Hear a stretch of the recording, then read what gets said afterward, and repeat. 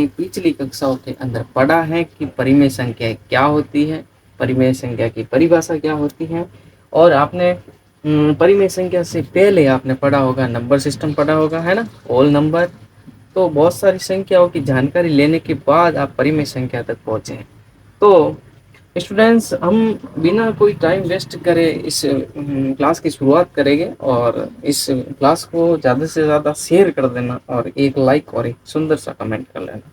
देखो, परिमेय संख्याएं कैसी संख्याएं? परिमेय संख्याएं। हमारे चैप्टर का नाम रहने वाला है परिमेय संख्याएं। ये थोड़ा मीट नहीं रहा था ना, तो केवल एक दिन के लिए आपको ये प्रॉब्लम फेस करनी पड़ेगी, उसके बाद सब सही हो जाएगा। चलो देखो, परिमेय संख्या कहते हैं किसे? ऐसी संख्या जिन्हें हम p बटा q के रूप में लिख सकते हैं, है ना।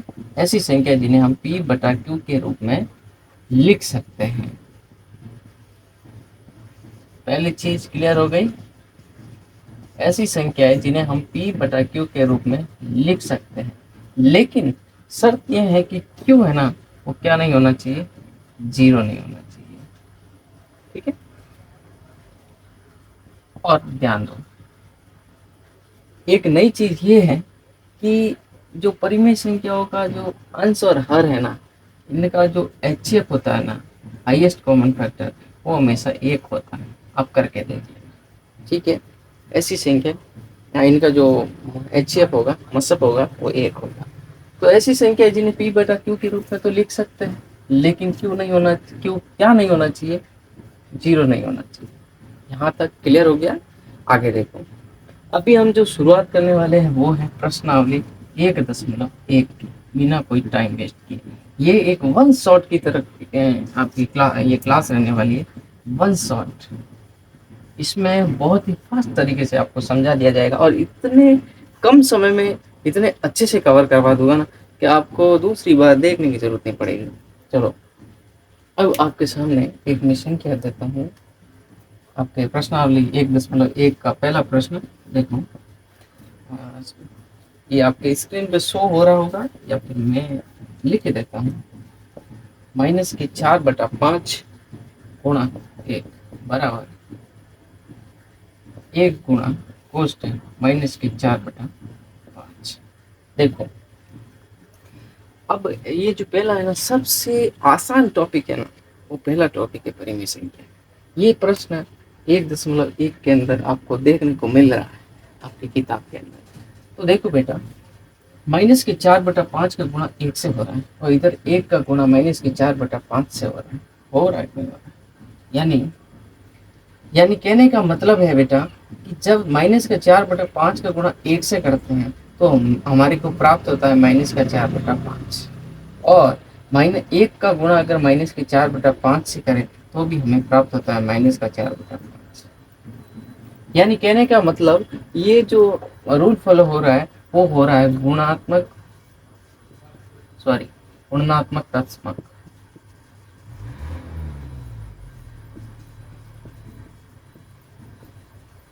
यानी किसी भी संख्या को 1 से गुणा करने पर वही संख्या में प्राप्त हो। ठीक है। 1 का गुणा या तो उस संख्या से करो, या फिर उस संख्या का गुणा 1 से करने पर वही संख्या जो प्राप्त हो उसको कहते हैं गुणात्मक तत्समक। तो ये आपका आंसर रहने वाला है। अब सेकंड प्रश्न देखो आपके सामने। देखो, माइनस के, चलो मिटा देता हूं मैं।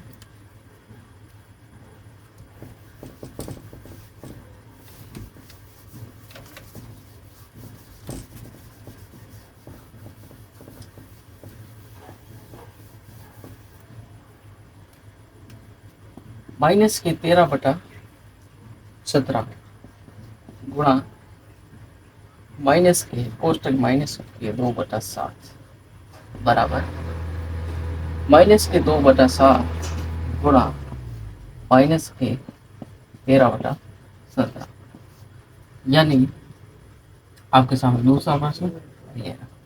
अब एक चीज ध्यान दो, इसको हम ए मान सकते हैं और इसको हम बी मान सकते हैं। यानी ए का गुणा ई से करने पर और वापस बी का गुणा ए से करने पर हमें वही संख्या वापस प्राप्त हो रही है, और एक नहीं हो रही।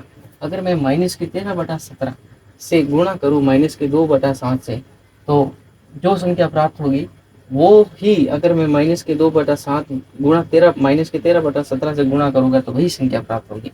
देखो उदाहरण के लिए समझो, जैसे कि अगर ए मेरे पास 2 है और बी मेरे पास 5 है, समझ गए?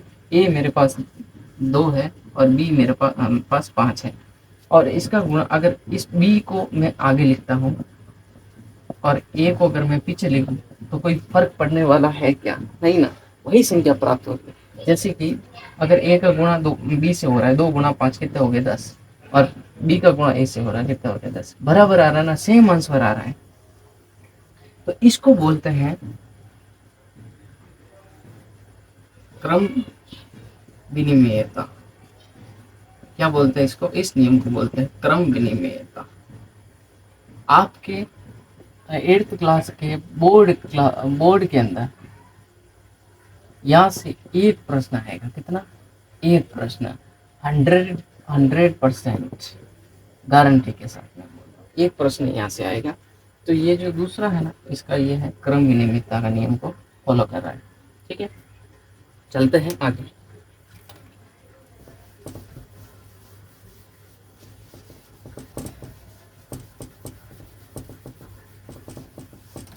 सॉरी, टॉपिक भी बीच में है अपना, तो कोई दिक्कत नहीं। चलो, अब हम तीसरा प्रश्न लेंगे। -19/29 गुणा 29/-19 बराबर है। देखो ध्यान दो, देखो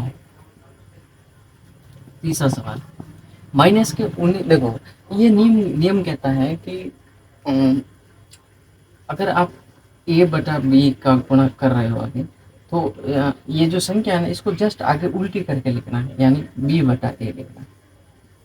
ठीक है, तो ये नियम कहता है कि देखो -19 से -19 खत्म हो जाएगी और 29 से 29 खत्म हो जाएगी, पीछे क्या बचा? 1 बचेगा। यानी जो संख्या, जैसे मैं 2/5 लिख रहा हूँ ना, तो जब मैं वापस इसको लिखूंगा ना आगे, तो आपको 5/2 लिखना है, जस्ट उल्टा करके लिखना है। और ये रूल फॉलो कर रहा है, कौन सा रूल फॉलो कर रहा है? ये रूल फॉलो कर रहा है,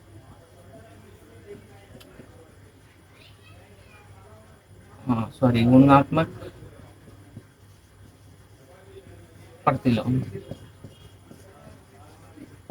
गुणात्मक प्रतिलोम वाला रूल फॉलो कर रहा है। समझ गए?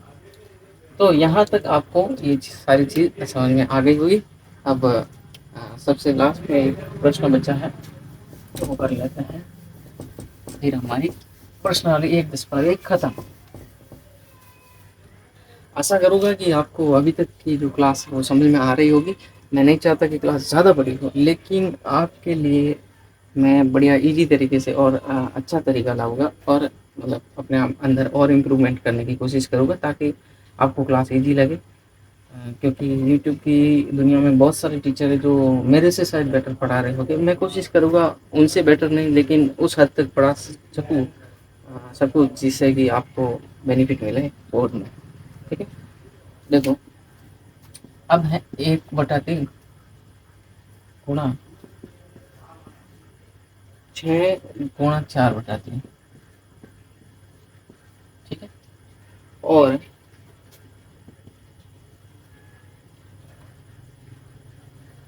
1/3 गुणा 6 गुणा 4/3। देखो ध्यान से देखना, ये ए है